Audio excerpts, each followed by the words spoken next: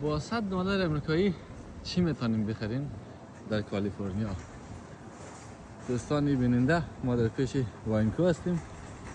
میریم که $100 گرفتیم. چقدر جنس میشه که ما بخریم؟ خریدار جناب آقای بخشی. آقای بخشی بگیم آقای من از دوستان عذرخواهی میکنم و با تعزیه توپخی که زدن اشتباه لفظی دیگه. بریم ببینیم با $100 آمریکایی چه میتوان چه چند قلم جنس میتوان خرید کرد. آره، البته نگفتنم اونه که ما در کالیفرنیا امریکا هستیم، ممکنه جاهای مختلف نرخ‌ها متفاوت باشد. دیگه آقای کابلی کارشناس امور خرید هست. بریم آقای کابلی پیش.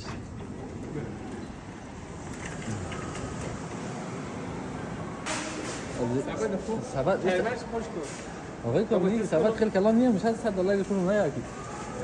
حالا میگیریم دیگه، از شد دیگه. بریم دیگه سبد بگیریم. به سبد زیبا.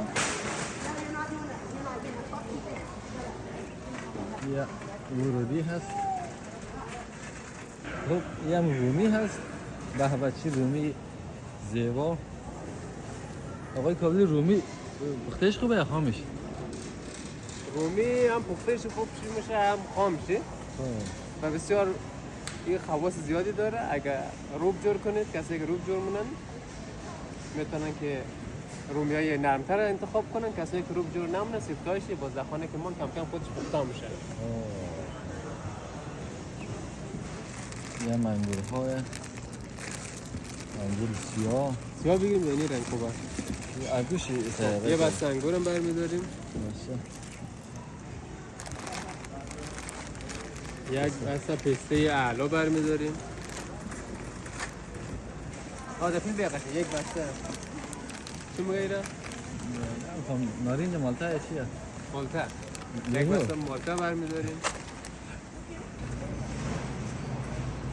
یا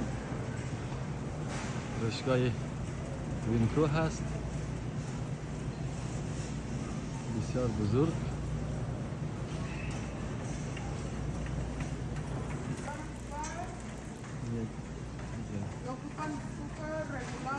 خب روغن ذرت برمیداریم 3 لیتره 3.79.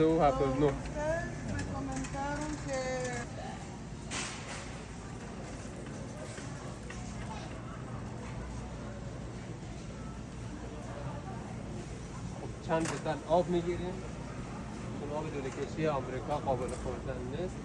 چون بایستی آب خیلی شود. 8 تا بسه نه؟ آره خوب.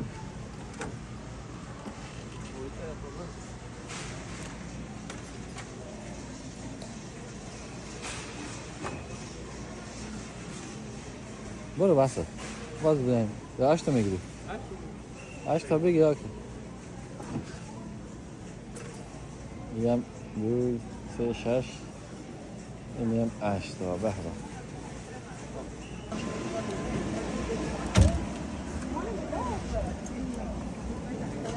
خب این مجموعه خرید ما از وینکوه. بقیه‌اش باز میریم جای دیگر. خب اینام در مجموع شدن $46.76.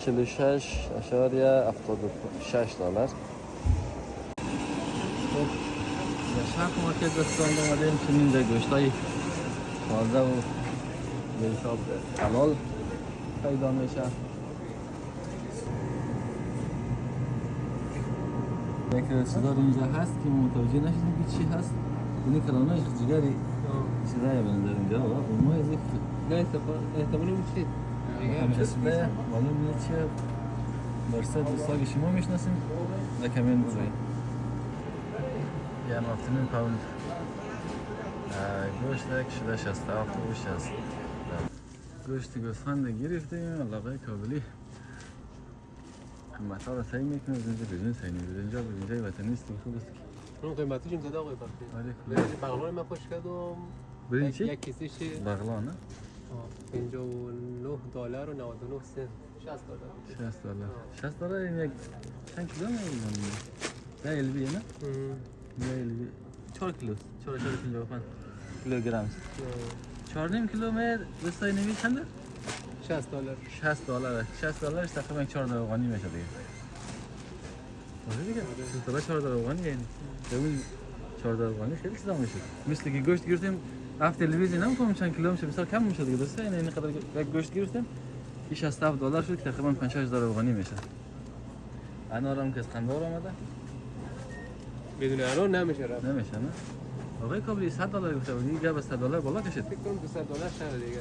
منظور $200 بوده؟ ها پس سه تفاهم شده. ولی که دیده که 100 دلار چیز نمیشه که به 200 بوده آقای کابلی. دوستا قیمتیه کالیفرنیا قیمتیه دیگه. یعنی دیدیم که فقط ما گوشت گرفتیم یک قوطی آب گرفتیم یک روغن بسیار ریزه از مشکل کلان افغانی یک ریزه از او گرفتیم و خلاص اینیم برنج گرفتیم گپ می‌بینیم که آخر دشن میرسه. انارم دانه ای گرفته دیگه. این دانه ای چند دانه؟ 4 دانه. 5 دانه. 4 نفریم و یکی از میمانه. تو خلاص نخوردم؟ 2 دانه من میخورم. خب بریم که چند میشه دیگه. ما بونسیا خیلی بال بوده آقای کابلی. بنزنسیا دیگه. بنزنسیا هم 293 دلار است. هر این بیش. یک دو دانه نان هم گرفتیم نان گرم. با تمام خیلی 116 دلار شد. آقای کابلی چی شدی؟ تنها یک خلطه برنج و یک گوشت است 116 دلار شد. تو کل می‌خواستی 60 دلار خرید کنی. فکر کنم 200 و چند دلار باید حساب می‌کردیم و این مقدار قیمتی میشه از خاطر دیگه. بلند حالا خیر زد. است. امروز ما چقدر شد آقای کابلی؟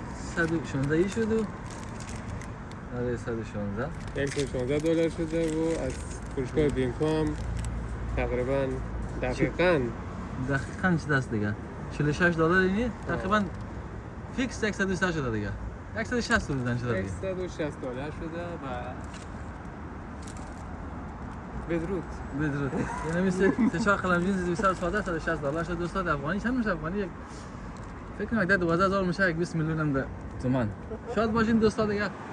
اینجا کالیفرنیا امریکاست و این مرکز شرق.